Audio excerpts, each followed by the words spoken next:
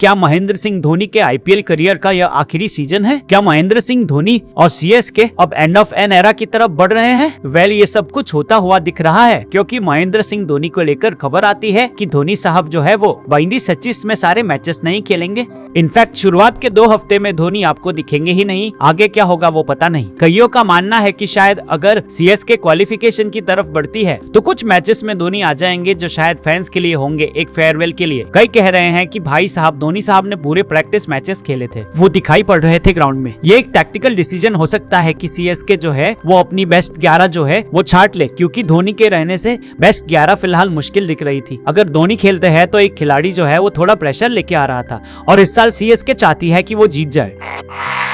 कईयों का मानना है कि यार धोनी साहब को 2030 में ही रिटायरमेंट ले लेना चाहिए था, क्योंकि कुछ फेरेबल जो होते हैं वो अच्छे तभी होते हैं जब सही समय पर आए। 2003 में सीएसके ने ट्रॉफी उठाई थी और उस वक्त धोनी के पास रिटायरमेंट पीक पर लेने का बहुत अच्छा मौका था, और कईयों का मानना है शायद वो बेस्ट टाइम था जहां धोनी रिटायर हो सकते थे।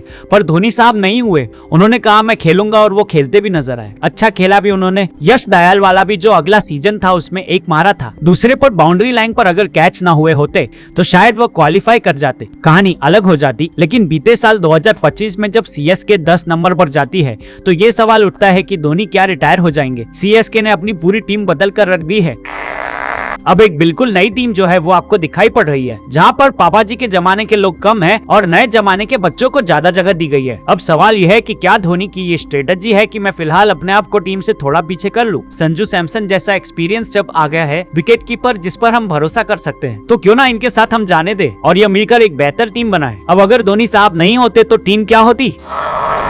देखिए, अगर धोनी साहब नहीं होते तो मेरे लिए ओपनर संजू सैमसन, ऋतुराज गायकवाड़ होते, 3 नंबर पर महात्रे होते, 4 नंबर पर डिवाल्ड ब्रेविस होते, 5 पर दुबे होते, 6 नंबर पर शायद मैं कार्तिक शर्मा, प्रशांत वीर या फिर उर्वल पटेल में किसी को खिलाता। मोस्ट प्रोबेबली मैं शायद प्रशांत वीर के साथ जाता। 7 नंबर पर मैं था खिलाता। 8 नंबर पर शायद मेरे लिए नूर अहमद आते। 9 पर अंशुल कंबोज। 10 पर मैट हेनरी या ओवरटन को मैं बुला लेता, और 11 पर खलील अहमद। ये मेरी प्लेइंग 11 होती।